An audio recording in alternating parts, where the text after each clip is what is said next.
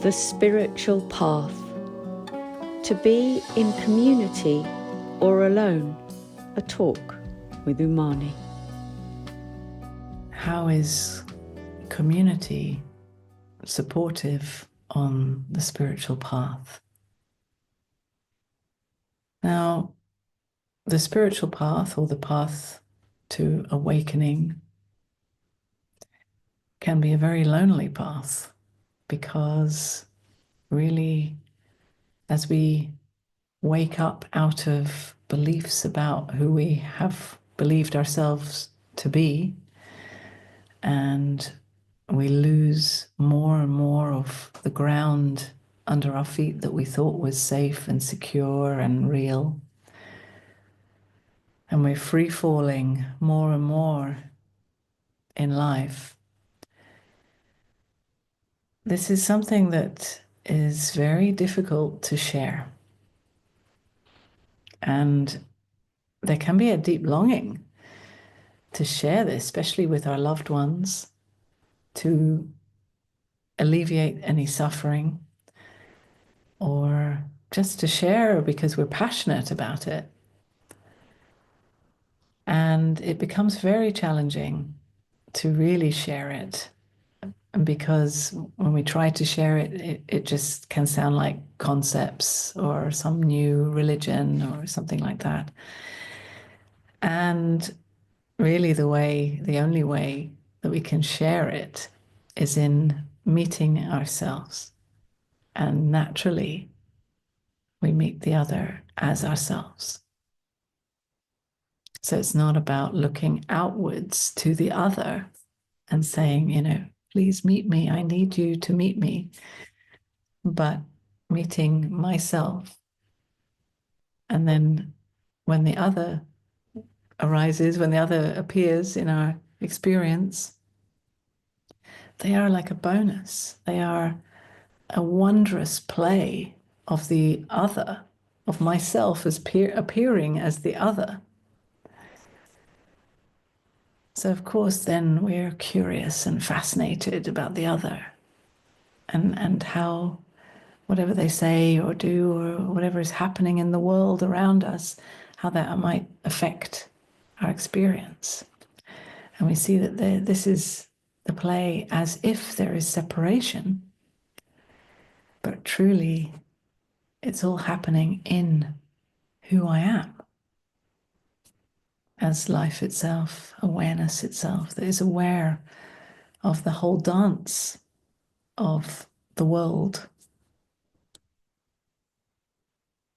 And so on this path where, in fact, we are always alone, right? We are meeting ourselves in everybody, and yet this can't be shared. It can feel very lonely, especially in our modern world where, we are often finding it challenging to meet others in a real and open, intimate way. Perhaps we have, these kinds of online meetings, of course, are beautiful, but to meet in a real eye-to-eye, face-to-face way, of course, is so much nicer. And it's becoming increasingly difficult to meet each other like this. And so this is why I feel like community actually is so valuable on this path. And of course, community means others who are also on the same path of awakening to themselves. Others who are also willing to keep looking at themselves. And it's not always an easy path, right? It's not always smooth. It comes with many challenges and ups and downs.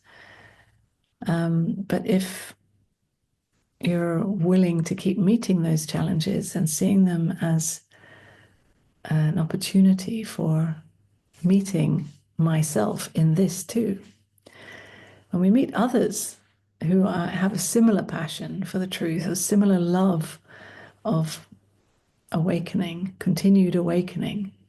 This is so supportive.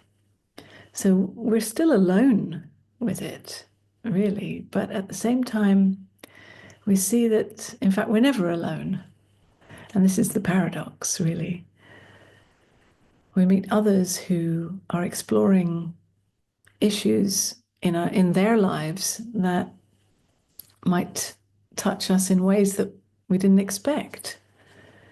Or perhaps we're exploring something in our own lives and we hear that somebody else is exploring or experiencing something similar. And then we feel somehow reassured, okay, I'm not so alone with this.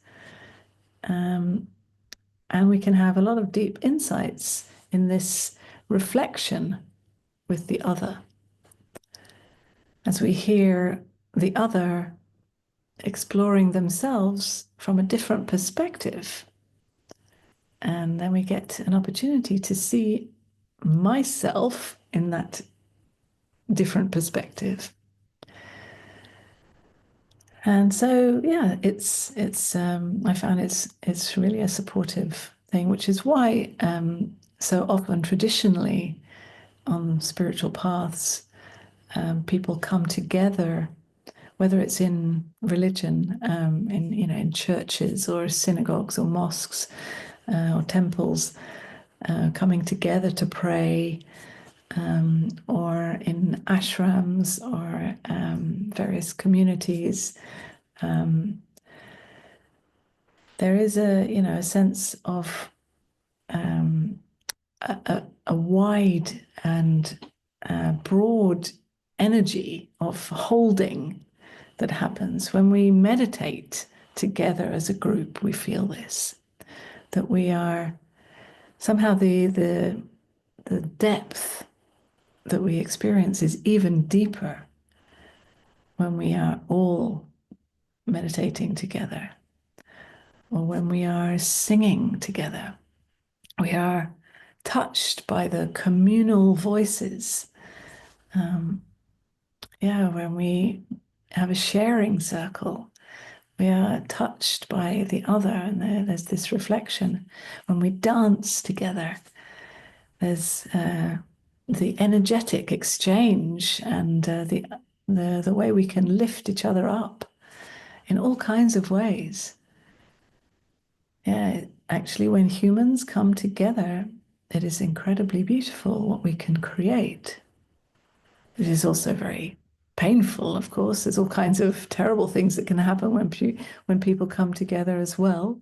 But if we come together with the intention to explore ourselves in a deeper way, to awaken, to wake up to what is true, to continue endlessly, to courageously meet ourselves, no matter what that might look like or feel like. Yeah, something amazing can happen. Yeah. And this is actually my intention behind the Love of Truth community that I have. And actually, I see several of you here are in that community. And I'm so deeply touched every time we meet at how we can, we reflect each other, we support each other, we bounce off each other, right? There's more and more growth that happens when we meet together in this way, with all with the same intention. And everybody has totally different lives and comes from different perspectives, different angles, but it doesn't matter because there's a resonance beyond all the stories and beyond the different experiences and different perspectives. There's a resonance, there's a meeting beyond it all. And that's where we most deeply connect. Where in fact there's no connection because there's no separation.